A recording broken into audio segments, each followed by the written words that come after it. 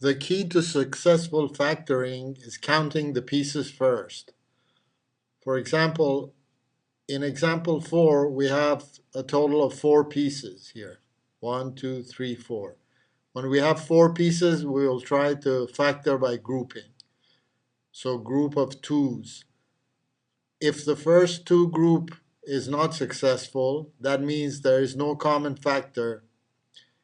Then we switch and try the first and the third, or the first and the last. A grouping is successful when there's a factor that we can take out. Example 5, which I will explain in detail, contains 3 pieces. So A, B, and C, all 3 contain 3 pieces. And that is probably the hardest factoring there is. The strategy for that is to factor the beginning, factor the end, and check the middle. Okay? So, and consider all the cases. Okay? So, factoring 2x2. What are the cases? 2 is prime. It's really about the number, coefficient of x2. Because the factoring of x2 is xx. So it comes down to the number 2 sitting next to x2. Now, 2 is a nice number because it's prime. You can only factor it in one way, 1 and 2. So the factoring of the beginning is just x and 2x. The factoring of the end, similarly, is y and 2y. But because you multiply them to get a minus, one of them has to be plus, one of them has to be minus. So first we try minus here and plus here. This completes the factoring of the beginning, that is 2x2, and the end, that is minus 2y2. Now what's left to do is to write the factoring and check the middle. Check the middle means multiply things out. So when you multiply minus 2y times 2x, you get minus 4yx. When you multiply x and y, you get plus xy, and now you combine these to get minus 3xy. And there's plus 3xy. So that didn't work. Was very close, missing a sign. So maybe if we switch the signs, put the plus on the first factor and the minus on the second one, it will work. And that's exactly what will happen. There are 2 other possibilities. Of course, once we find the factoring, there's no need to consider the other possibilities. But if you're curious, the 2 can be, when we factor the second term, y2, 2y2, negative 2y2, there we can put the 2y with the x or y with the x. Now when we put y with the x, the 2y goes with the 2x. What does that mean? That means the 2 comes out of this. If it comes out of this, it will come out of everything. So look at here and see if there's a common 2 factor. There's a 3 in the middle, and that doesn't have a 2. So case 3 and 4 will not work. If you don't believe me, just multiply it out and see what you get. At any rate, we found the answer. It's possibility 2. That's the correct factor. Let's go to B. B, the beginning is x2, so that's very simple. It's x and x.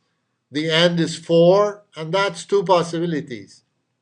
Well, actually 4 if you consider the signs also. 1 and 4, minus 1 and minus 4, plus 2 and plus 2, and minus 2 and minus 2.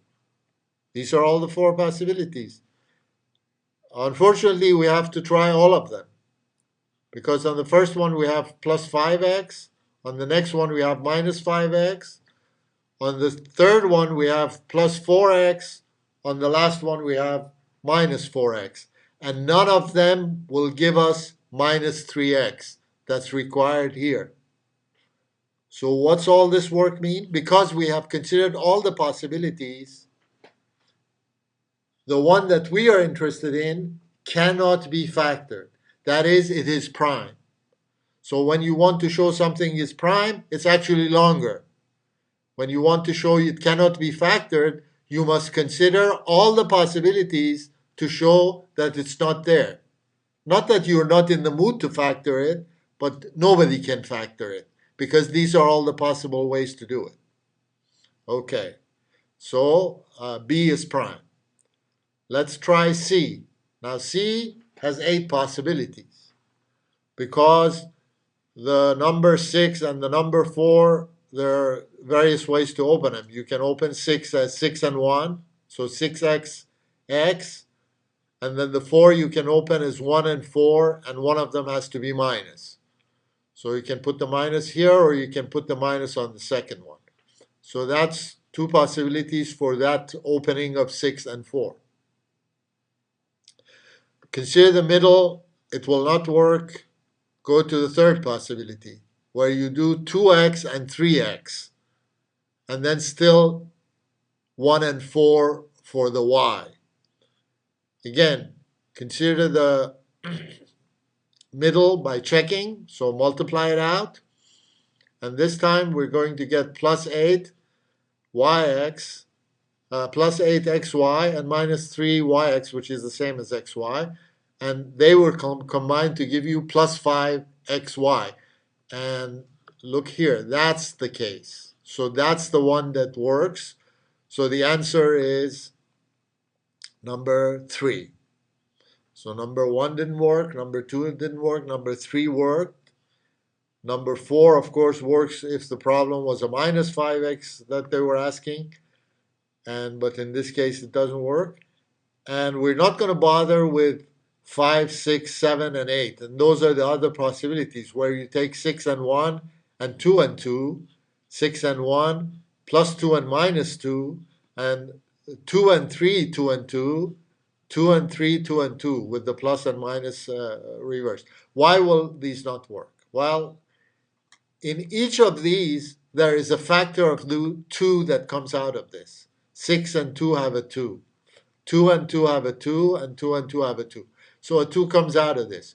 But if you look at the original problem, the middle of the original problem is a 5. There's the 5. And that 5 does not have a factor of 2.